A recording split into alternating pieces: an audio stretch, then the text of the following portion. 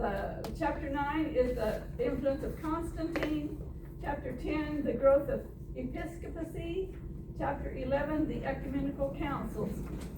And that's how they're going to be pronounced, because that's how I'm saying them. So, if you want to say them different, that's fine. Anyway, starting out with chapter 9, the influence of Constantine. He was emperor of Rome, of the Roman Empire from 306 to 337 AD. He grew up in the intrigue and jealousy of the Roman ruling class. In 292, he was taken to the court of Diocletian to be educated. And there was some comments about what that education was, but anyway, it didn't sound like it was really educated. But in 305, Diocletian relinquished his throne, and Constantine fled to join his father, who was governing Britain, Gaul, and Spain. And this is where you might want to look at the one map. I'm sorry, yours is in black and white, but this one here has the emperors we're going to be talking about for this part. Diocletian was, if you notice in, maybe I should just go on here because it's going to be mentioned. Okay, his father Constantinus was favorably impressed by the Christians and had protected them as much as possible.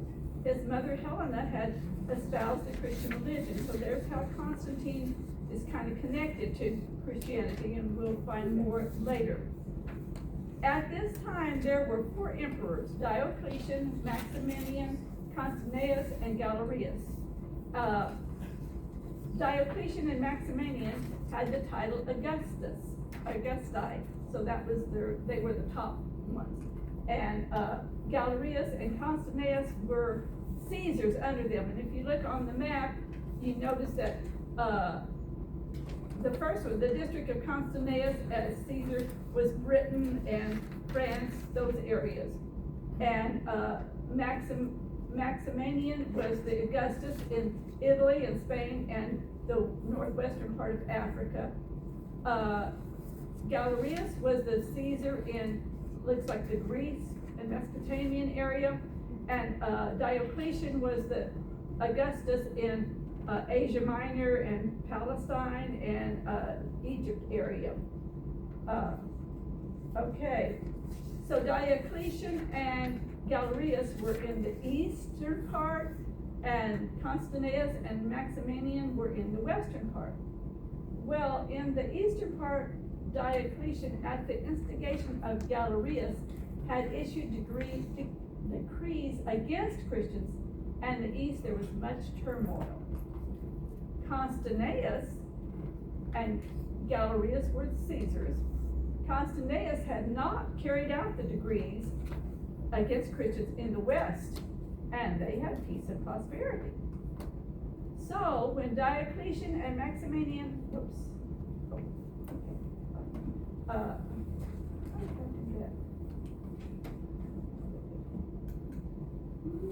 sorry.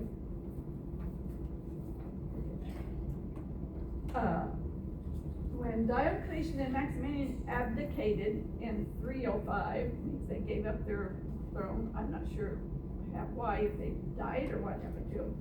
Constantius and Galerius became Augusti. Galerius died a miserable death, and almost with his dying breath signed the Edict of Toleration for Christians. So now the persecution's coming to an end, and Christians are going to be tolerated. In fact, even more so. And here is that map that I just showed you. I said it's much prettier. Yeah, it is. I like that one. Yeah, it's easier to tell who's where than it is in the grave. Okay. The part Christianity played in Constantine's thinking. Well, we've already seen a little bit of it with his father being favorable to Christians and his mother espousing Christianity. So when his father Constantius died in 306, his army proclaimed Constantine Augustus. So the army followed him. There followed a period of conflict out of which Constantine emerged sole emperor in the West. So that would be Italy and Spain and Britain. He then decided to try to unify the empire under his authority. This is where we have the interesting story. On his way to Rome, he is said to have seen the sign of the cross in the sky with a statement under it, "By this conquer." He marched on Rome with 40,000 men and overthrew an army of 170,000 under the conviction that the God of the Christians was the strongest supernatural force for the world. So he is convinced himself that Christianity is right and good, and so we're going to see what he does about that. His support for the church, naturally. He has all church buildings returned, and the state was to reimburse them. And he encouraged the construction of elaborate buildings to be paid for with the state money. Ministers were excused from public office. He took a hand in the internal affairs of the church, settling differences, and that's where we're going to see some problems develop, because he's going to be settling the doctrinal issues that he really doesn't have the knowledge about. This was just a picture to kind of break down the names, so it's not all this talking. This is the Basilica of Constantine, which is still there today, built in the 4th century, which is his time period. So there was, I'm sure maybe some people who traveled have been there. Anyway, his favoritism to the church was more of expediency than conviction. The church was to be the center of unity, to help unify the empire. He kept it, but he still kept the position as chief priest of the pagan state religion, so he hasn't completely done away with that. He issued an edict against soothsayers, and he said everyone was to rest on Sunday except farmers if their crops required it. So, making some decrees here. Now we come to his more involvement in church doctrine, the Council of Nicaea. This grew out of a conflict over the nature of Christ. Constantine, calling himself Bishop of Bishops, sat as chairman of the council. He paid the expenses of the delegates. I mean, he was Bishop of Bishops. He hadn't been appointed as a bishop, but he made himself that. His chief concern was not with which side was right, but rather that there be unity.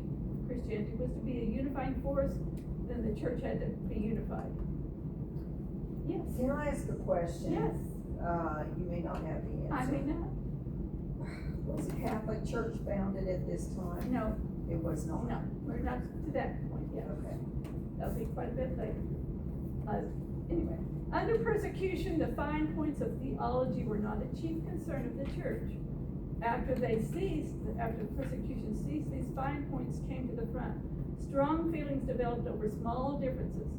Not all of these points were small, for opinions of philosophers crept in. So, this first council is on the conflict of the nature of Christ. What is Christ really like? We have talked about the flesh being evil and the spirit being good, and other conflicts that we had earlier. Well, now this is becoming an issue. Well, what is the nature of Christ? How could he be flesh? How could he have been flesh?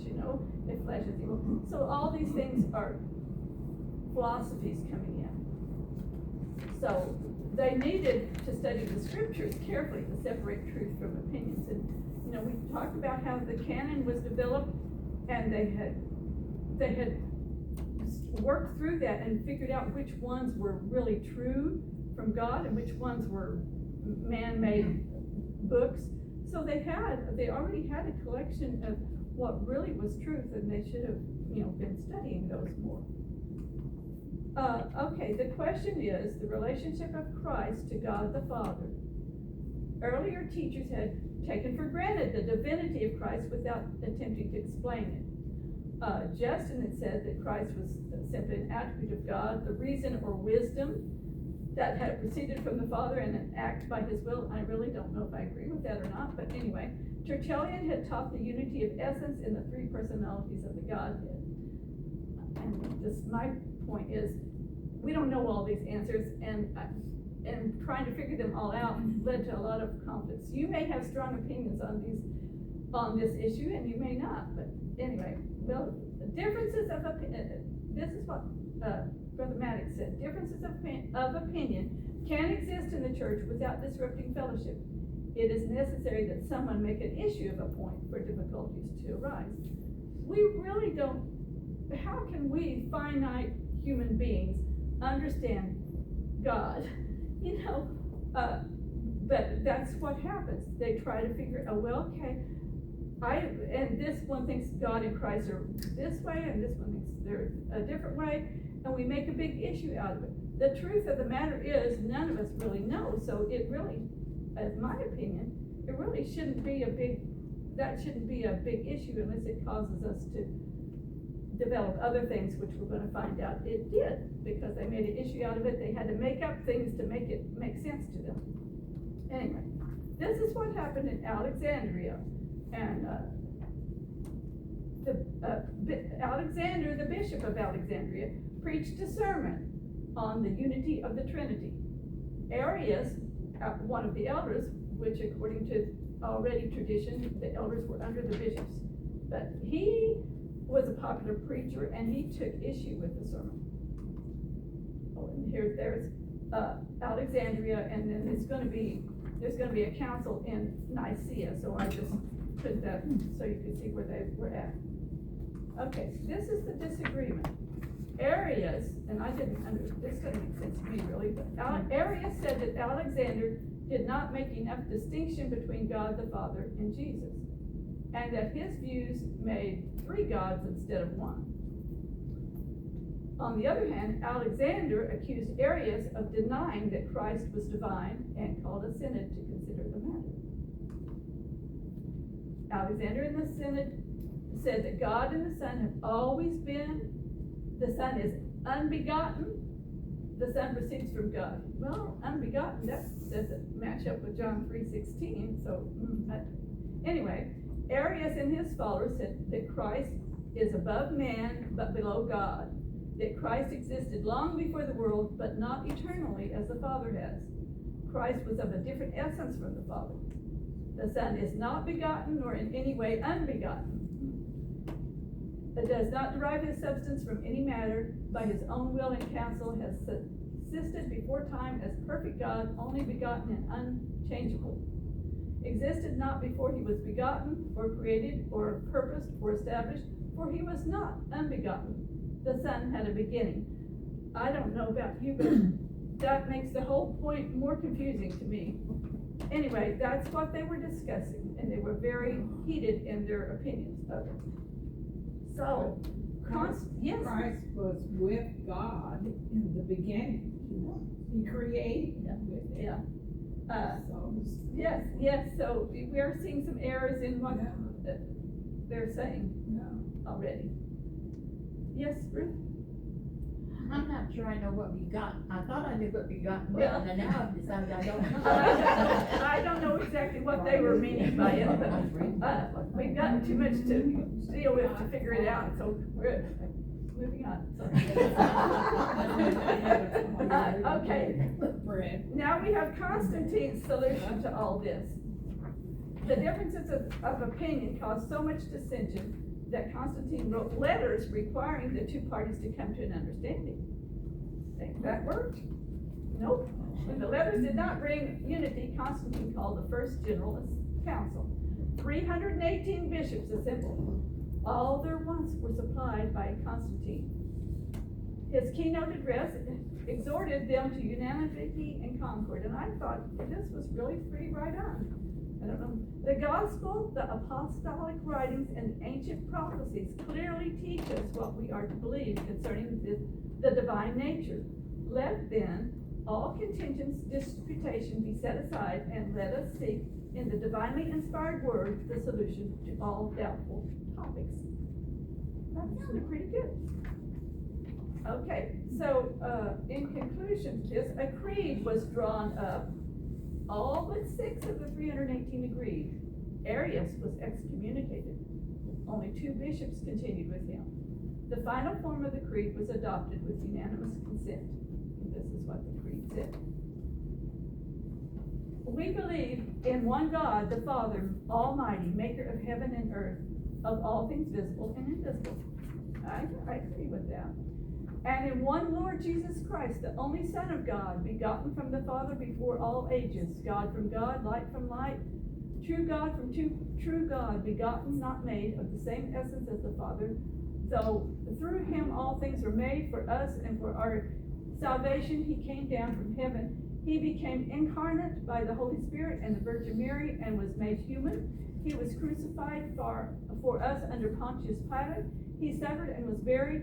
The third day he rose again according to the scriptures. He ascended to heaven and is seated at the right hand of the Father. He will come again with glory to judge the living and the dead. His kingdom will never end. And most of that sounds really good. There might be a few questions about what they meant by some of the wording, but really, I don't have that much. It sounds good to me. Anyway, yeah, you'll have to decide yourself. And we believe in the Holy Spirit, the Lord, the giver of life. He proceeds from the Father and the Son, and with the Father and the Son is worshipped and glorified. He spoke through the prophets. We believe in one holy Catholic, and this word Catholic is just universal. It wasn't meaning what we think of as Catholic nowadays, but it means universal. One holy, universal, and apostolic church. We affirm one baptism for the forgiveness of sins. We look forward to the resurrection of the dead and to life in the world to come. Amen. They still use that in the Catholic Church, Yeah. at that end. Yeah. Boy, that sounds awful familiar. Yes, and that's why, yeah. they still say that. I was raised in a Lutheran church, and we said the Apostles', that was called the Apostles' Creed. Right. Yeah. We said it almost every Sunday. Yeah, it's said every Yeah. Sunday. Okay. So some of you are more familiar with it than others of us. Okay, the other thing that the council decided was that Easter was to be on Sunday after the first full moon following the spring equinox. Thus always falls between March 22nd and April 25th. Constantine didn't like it that some of them were celebrating it at the 3 days after the Passover, and some of them were celebrating it on Sunday. And this was the decision they came up with. Constantine gave the council the position of speaking for God. This is where we start having some problems. All that is transacted in the holy councils of the bishops is sanctioned by the divine will. So they should be taking everything they say from God's will, but that doesn't mean they couldn't have made a mistake. And that's where this kind of starts. Okay. Now, the influence of Constantine continued. Conclusion. These were some of the other things that he did. Widows and orphans of martyrs were to be cared for from the public treasury. Bishops and ministers given a liberal allowance. Subjects exhorted to renounce superstitions and accept Christianity. Bishops were exhorted to build churches and furnish them with money. Eusebius was to make Constantine 50 copies of the scripture to be placed in the churches in Constantinople. Bishops in Jerusalem were to build elaborate buildings, because that was where Jesus had lived and died. Constantinople was made the capital city. And this was the picture of the Church of the Holy Sepulchre. I'm sure Ruth's been there, and even maybe Robin, which is supposed to be over the place where he was martyred, over Golgotha. Okay. Next, I've given you this one. I'm not sure exactly why I've got it right now. Oh, I've got Constantinople. I've got that circled up there. It was at one time Byzantine, I think. And isn't it now Istanbul, or maybe it's changed names again? Who knows? But I meant to look that up. Anybody? It's in Turkey, isn't it? Yes. Yeah, I don't know what they call it now. Okay. Anyway, there it is. And this map I found interesting, and we may look at it later on, because it lists all of the different churches in the different centuries. It's a little harder to tell in your black and white copy, and it also has the 5 main groups that have developed, which we'll talk about, which is Rome, Constantinople, Antioch, Jerusalem, and Alexandria. Those were the 5 centers that became like territories that we'll talk about.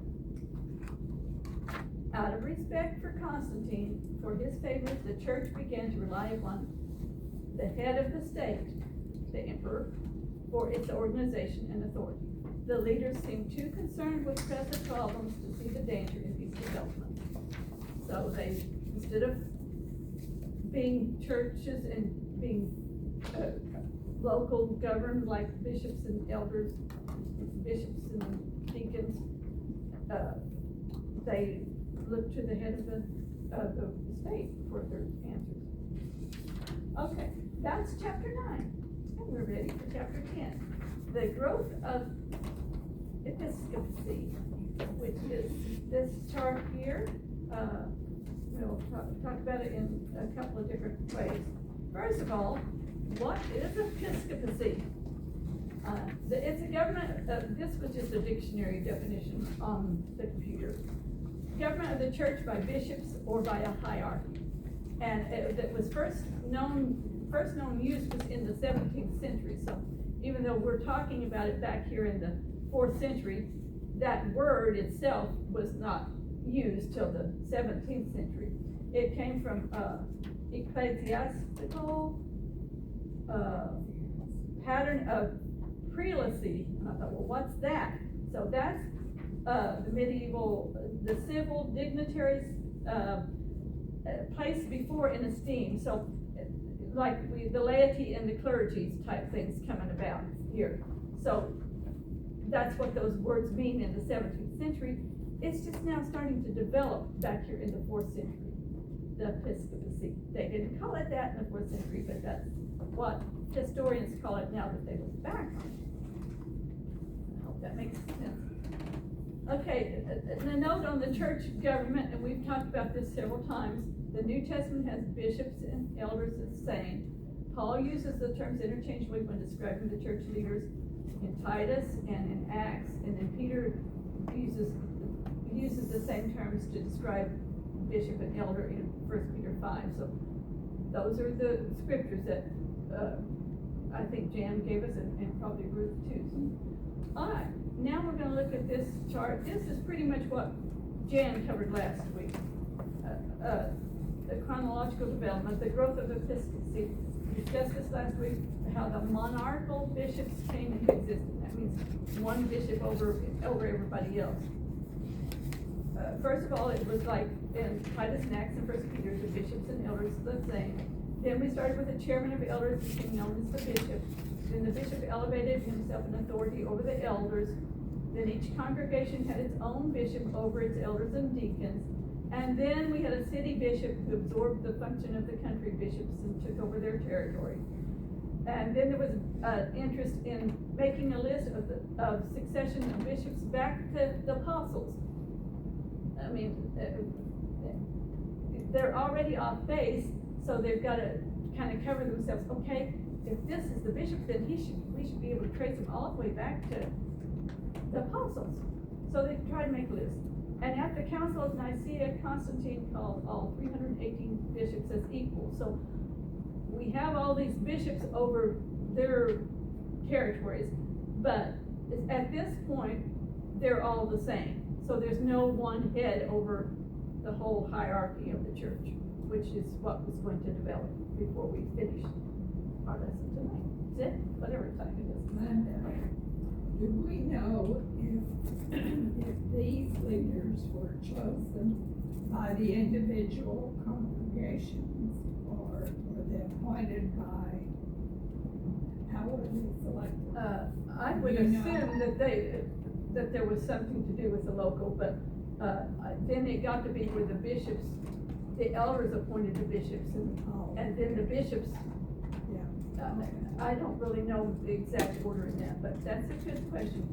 In fact, before we get through there, it's not going to be the local congregation having really any say on any of it. But. Okay. Constantine's involvement in this development. Well, there were 2 letters that he wrote, and he called the Bishop of Rome your fairness and your carefulness. He called the Bishop of Syracuse thy firmness, elevating them, but still, the Bishop of Rome and the Bishop of Syracuse were not any better than each other. He didn't have in his mind, there wasn't one head bishop. Constantine was not the bishop of Rome. He was the one who convened the first council. So it wasn't the bishops that convened that council even, it was Constantine. The council declared it was by the grace of God and the piety of the emperor in assembling us that the great and holy synod came together. So the bishops weren't in charge of the council to start with. Now they will be later on. Neither Constantine or the council elevated any bishop over the other bishops at this point. Now, in 359, the Bishop of Rome starts claiming authority outside his diocese. And those of you who are familiar with the Catholic and Lutheran, probably a diocese is probably a term you're used to. I've heard of it, but I just looked it up anyway. It's an ecclesiastical district under the jurisdiction of a bishop, and that term originated in the 1300s. It's type housekeeping administrative province type term. That's what a diocese was. So, this Bishop of Rome condemned the Synod of Rimini because they assembled without his sanction. You know, his opinion should have been sought before any other bishop was consulted, and they didn't consult him. In spite of these claims, the Bishop of Rome still had no authority outside his diocese. The bishops of Alexandria, Constantinople, Antioch, or Jerusalem had just as much authority in their respective dioceses as the Bishop of Rome had in his, and no one of them had authority outside of his own territory. That's at this point. Okay, Eusebius gives a list of bishops in a number of cities, but none were exalted over each other. Theodoret in 450 continues Eusebius' list, and he gave a list of the bishops in Rome, Antioch, Alexandria, Jerusalem, and Constantinople from the year 300, with no indication that the Bishop of Rome was recognized above any of them. He used the word pope, but he applied it to Alexander, the Bishop of Alexandria. So still no one head bishop. Okay. Now, okay, this is the, well,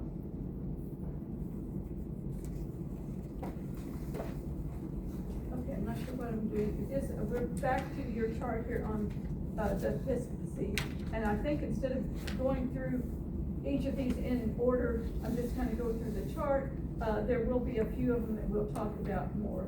The Council of Nicaea, which is the one we've already talked about, exalted the Bishop of Rome out of Antioch and Alexandria over their provinces, but not over the others. Julius, the Bishop of Rome, claimed his dispute to be settled at Rome as tradition from Peter, and they have that thing about Peter. The Council of Sardicia agreed that the retrial of bishops should be in Rome in memory of Peter. So we're starting to get Rome a little elevated here. Jerome appealed to the Bishop of Rome as the chair of Peter and the rock on which the church was built. So here's where they were misusing Matthew 16:18 and starting to get the Bishop of Rome. Rome itself is quite high. Theodorus the first recognized the Bishop of Rome as pontiff, which was father. I think I looked that up, but I forgot what it was.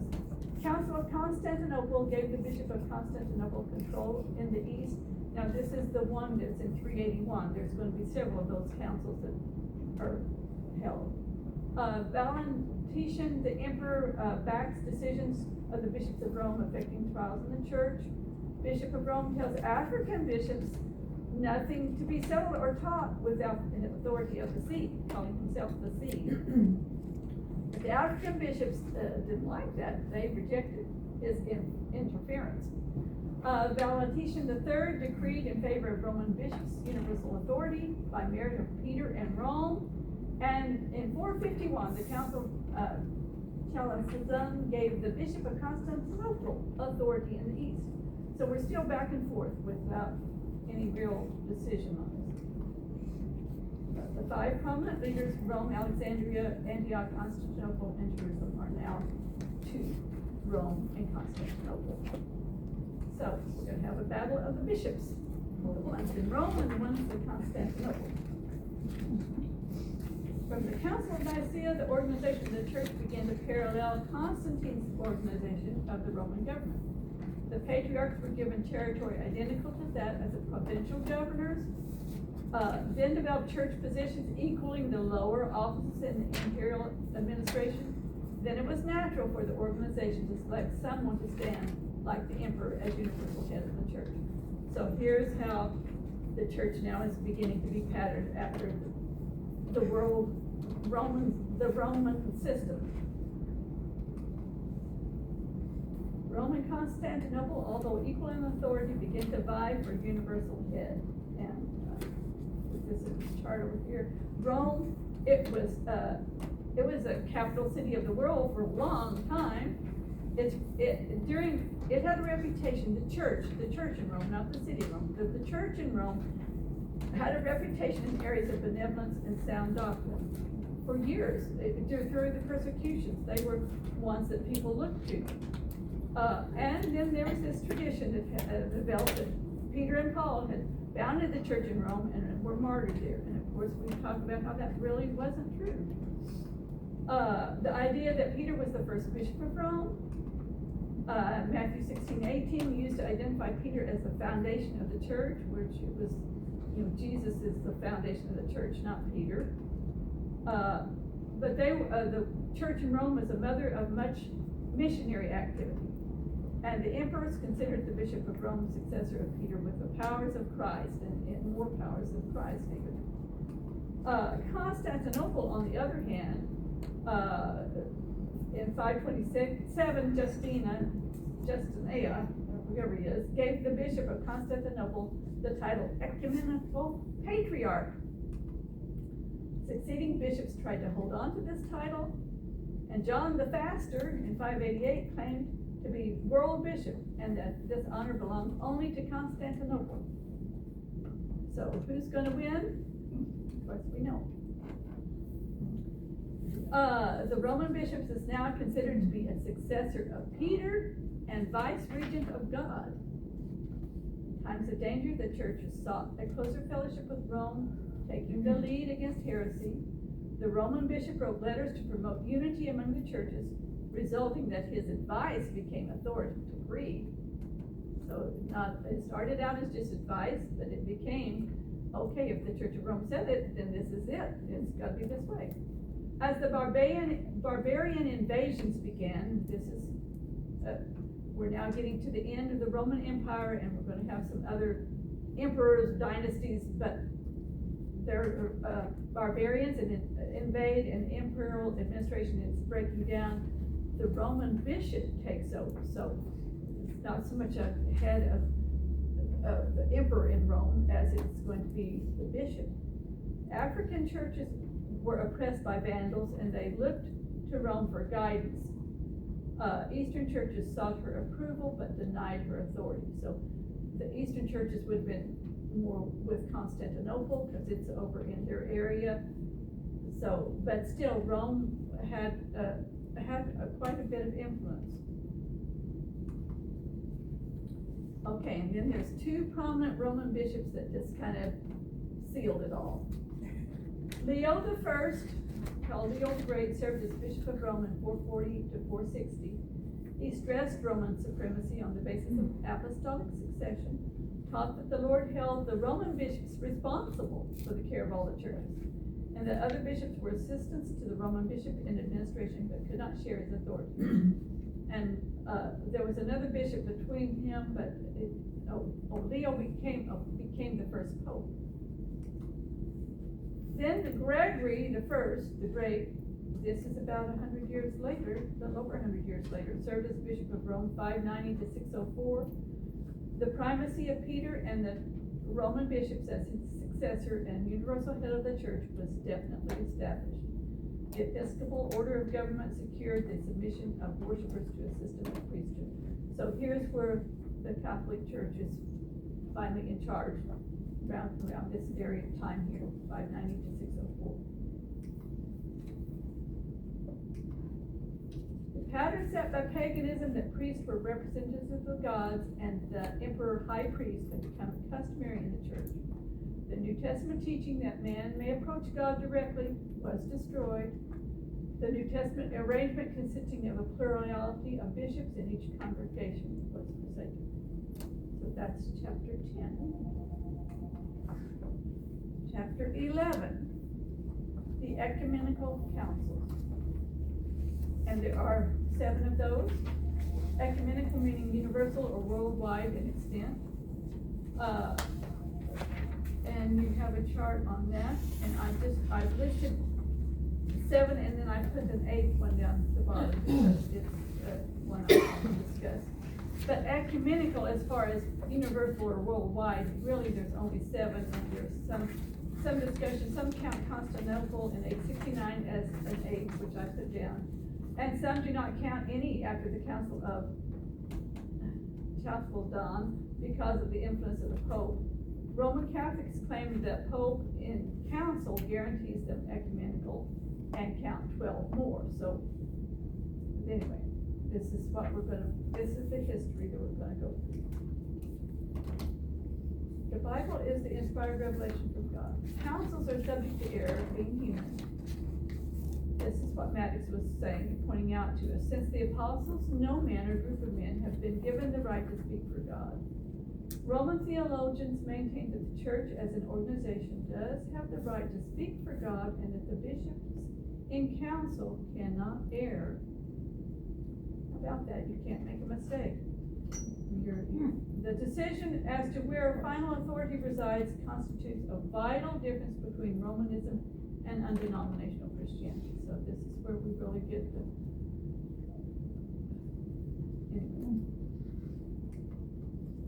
authority. The Bible is inspired revelation from God. Apostles, since the apostles, no man or group of men have been given the right to speak for God. Under Romanism, the organization of the church has the right to speak for God. The bishops in council cannot err. And at first, the council had final authority. The council had final authority. Who's got the final authority now? Pope. Later, the Pope gained authority over the councils. Now, decisions of the councils are only adopted if pleasing to the Pope. So we have a human person who is in charge of God's church, and he can't make a mistake, which doesn't make sense to me. I'm sorry. Okay, then this is the chart I gave you, and kind of briefly tells what happened in each one of those. Oh, we do need to kind of mention some of these because there's some things that came up here.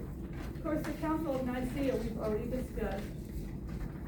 The Council of Constantinople in 381 said that the Council of Nicaea was true doctrine and the nature of the Holy Spirit, worshiped and glorified with Christ and God, Christ human as well as divine. So pretty much the same thing. You notice over to the right, the emperors are the ones who call these, except for the very last one. So they were called by emperors, not by anybody in the church. In Ephesus in 431, they said Christ had perfect unity. He was not two different parts. Mary, the mother of God, was used to exalt Jesus, her son, as God, not to exalt Mary. So this, in that, the Council of Nicaea that we read, the decree that was said, it would talk about Mary being the mother of God. Well, the Virgin Mary, the incarnate. But they were trying to say, okay, yes, Jesus was human, yes, he is divine. So in order to make that make sense to them, then they had to talk about Mary being his mother, which is fine. But and in Ephesus in 431, it was just they were using that to try to clarify that Jesus was divine and human, and not to exalt Mary.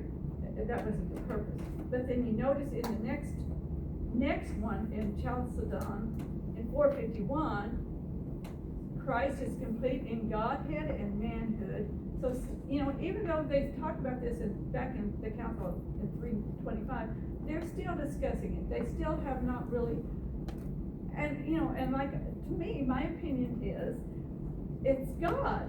Well, how should we put our opinion here and say it's gotta be this way or this way? You know, just accept God is God and Jesus is his son and whatever the Bible says, and if you don't understand how he can be human and divine, get over it. But anyway, that's still an issue. And now they're saying you have to confess that the Virgin Mary is the Mother of God. The Bishop of Rome and the Bishop of Constantinople are equal, one in the west and one in the east. So this is 451. Now 553, we're gonna have some more things happen. This is back in Constantinople. The doctrine of Eutychus, which is after the incarnation, Christ had only one nature, saying so he couldn't be divine and human at the same time, because if he was divine, then the temptations wouldn't have affected him the same way as us humans. Anyway, that doctrine, something or other, divine nature of Christ made inactive his human nature. Those were things that were discussed. Anyway, and then in 680 in Constantinople, they're still talking about this, only this time it's Christ had only one personality and only one will. And they never ever really have solved that in their own minds. But then in Nicaea, in 787, there's an iconoclastic controversy, images in the church, and this is what we're going to get to next. So that's what that's about. Now this didn't start in 787. Constantina, sister of Constantine, asked Eusebius to send her an image of Christ. This is back in the 4th century, in 325, when the Council of Nicaea was in effect, and Constantine I had started being involved. Constantine's sister wanted Eusebius to send her an image of Christ. Well, Eusebius said that images were forbidden by the law, that they were unknown in the churches, and that to have such would follow pagan idolatry. Right. But then the 4th century, a little after that, they began to use them as pictures and came to use them as teaching aids. And then as people quit studying the Bible because they were relying on human philosophy and thinking, they began to rely on these icons to a greater extent. The crucifix, the cross, came into use as an aid to worship, and as superstition developed, these icons took on special significance to people who didn't know better. People began to kiss them and bow down before them in the same way that the pagans were doing before their idols. The emperors, and this is really odd, it was the emperors that were alarmed, but the bishops in the West, that would have been Rome and Spain and Britain, especially the Pope, favored the use of icons. In the East, Mohammedanism was coming along in 787, and they reproached Christians as idolaters. Images were a stumbling block because they understood them as idols. In 730, the Emperor Leo issued a decree banning all images and pictures. The Patriarch of Constantinople opposed the ban, so the emperor removed him from office. John, Bishop of Damascus, said that God was in the images in the same way that Christ was in the Lord's Supper.